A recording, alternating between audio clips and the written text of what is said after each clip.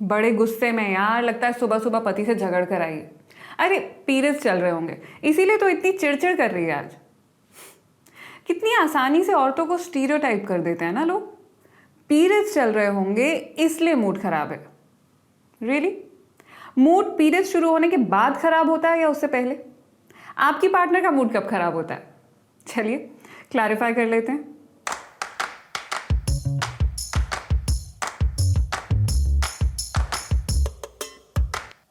कोई दो शरीर एक जैसे नहीं होते हैं, औरतों के तो बिल्कुल भी नहीं। इसीलिए कहते हैं कि हर प्रेगनेंसी अलग होती है और इसी तरह से हर किसी के पीरियड्स भी अलग होते हैं। किसी को पीरियड्स के दौरान कुछ महसूस ही नहीं होता है, सब कुछ नॉर्मल होता है, तो किसी का इतना बुरा हाल होता है कि बिस्तर छोड़ने की भी हिम्मत नहीं होती। पेट में दर्द, पीठ में दर्द, टांगों में दर्द, कुछ लड़कियों का तो पेट भी खराब हो जाता है। ऐसे में डॉक्टर बस आइबुप्रोफेन लेकर आराम करने को कहते हैं। पेट पर, पीठ पर सेक करने से भी राहत मिलती है। जिन्हें इस तरह के सिम्टम्स होते हैं उन्हें अक्सर पीरियड्स शुरू होने से 1-2 दिन पहले ही एहसास हो जाता है कि अब टाइम आ गया है। हल्का हल्का दर्द होने लगता है, थोड़ी सी बेचैनी होने लगती है, आप अनकंफर्टेबल फील करती हैं। और कुछ लड़कियों को सिर्फ 1-2 दिन नहीं बल्कि 5-7 दिन पहले ही घबराहट होनी शुरू हो जाती है। वो थका हुआ महसूस करती हैं, चिड़चिड़ी हो जाती हैं, बात बात पर गुस्सा आने लगता है। इसे PMS यानी प्री मेंस्ट्रुअल सिंड्रोम कहते हैं। रिसर्च दिखाती है कि हर 4 में से 3 महिलाओं ने यानी 75% महिलाओं ने जिंदगी में कभी ना कभी PMS का सामना किया है। लेकिन एग्जैक्टली होता क्या है PMS? आइए इसे समझते हैं। पीरियड्स आपकी जिंदगी का एक बहुत स्वाभाविक सा हिस्सा है। पीरियड्स के दौरान भी आप हर वो काम कर सकती हैं जो बाकी के दिनों में करती हैं। लेकिन कई बार पीरियड्स शुरू होने से पहले के कुछ दिन बहुत मुश्किल होते हैं। इतने मुश्किल कि आपसे रोजमर्रा के छोटे मोटे काम भी ना हो सके। आपको शारीरिक और मानसिक दोनों तरह का तनाव महसूस हो। अगर आपके साथ ऐसा हो रहा है तो मुमकिन है कि आप PMS यानी प्री मेंस्ट्रुअल सिंड्रोम से गुजर रही हैं। कुछ लोगों को लगता है कि ये सिर्फ औरतों के मन का फितूर है। असल में ऐसा कुछ नहीं होता। जी नहीं, PMS सच्चाई है, सिर्फ आपके मन का वहम नहीं। PMS दरअसल उन शारीरिक और मानसिक लक्षणों का समूह है जो महिलाओं को ओव्यूलेशन के बाद और पीरियड्स शुरू होने से पहले के दिनों में महसूस होते हैं।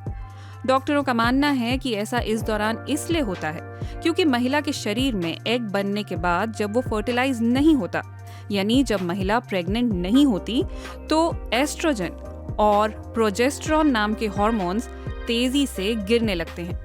फिर जब पीरियड शुरू होता है तो हार्मोन्स का स्तर दोबारा बढ़ने लगता है।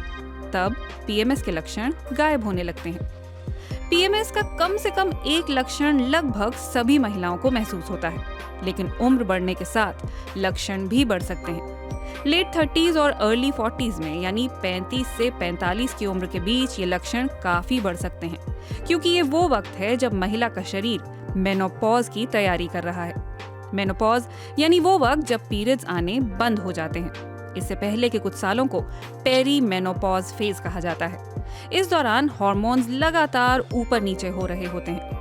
तसल्ली की बात यह है कि मेनोपॉज के बाद ये उथल पुथल रुक जाती है, यानी ना रहेगा पीरियड, ना होगा PMS। लेकिन जब तक PMS होता है बहुत परेशान करता है।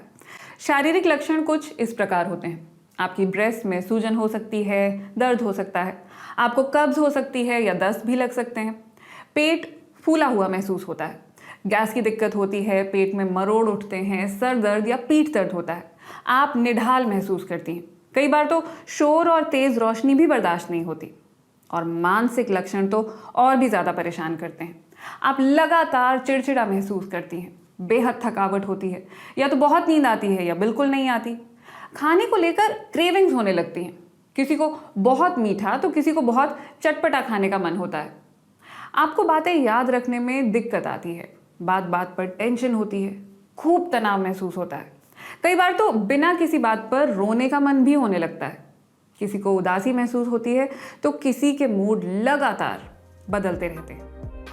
ऐसा नहीं है कि ये सारे लक्षण एक साथ ही आ जाएं, लेकिन अगर इस लिस्ट में से आपको 5 से ज्यादा सिम्टम्स हैं तो ये PMS है। जिन महिलाओं को सेहत से जुड़ी दूसरी परेशानियां भी हैं, उनमें ये लक्षण ज्यादा हो सकते हैं। लेकिन ये कितने भी बुरे हों, पीरियड शुरू होने के 4 दिन बाद ये गायब हो जाते हैं। आपको पीएमएस है या नहीं, इसका पता लगाने के लिए ना तो कोई एक खास लैब टेस्ट मौजूद है और ना ही इसका कोई एक ठोस इलाज है। हाँ, थोड़े से लाइफस्टाइल चेंजेस करके मदद जरूर मिल सकती है।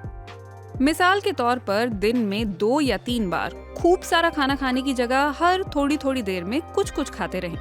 ज्यादा नमक और चीनी खाने से बचें। खूब फल और सब्जी खाएं। कॉफी और अल्कोहल से बचें।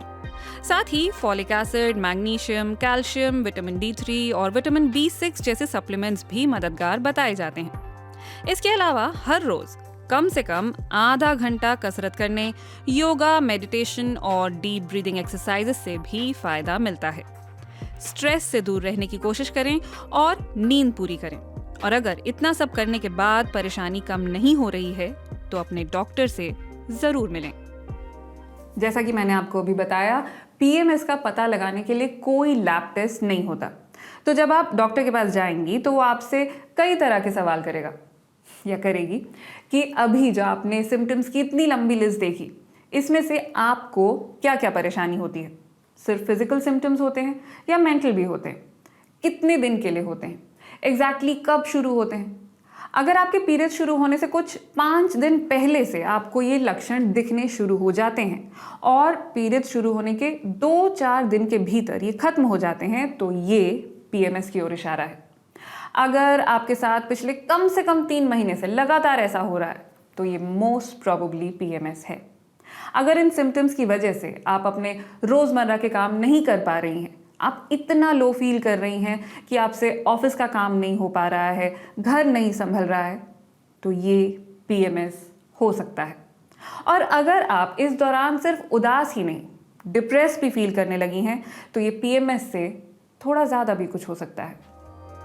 प्री मेंस्ट्रुअल डिस्फोरिक डिसऑर्डर या PMDD एक बीमारी है जो प्री मेंस्ट्रुअल सिंड्रोम जैसी ही होती है, लेकिन इसके लक्षण ज्यादा संजीदा होते हैं।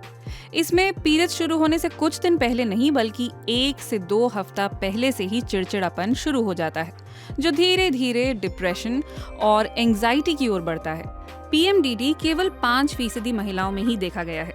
PMS की ही तरह डॉक्टर इसकी भी सही वजह नहीं जानते हैं, लेकिन माना जाता है कि हार्मोन्स के साथ साथ इसमें सेरोटोनिन नाम के दिमाग में बनने वाले एक केमिकल का भी हाथ है। सेरोटोनिन एक न्यूरोट्रांसमीटर है। हमारा शरीर नर्व सेल्स के बीच में संदेश भेजने के लिए इसका इस्तेमाल करता है। हमारे मूड, हमारे इमोशंस, हमारी भूख और डाइजेशन में भी सेरोटोनिन की भूमिका होती है।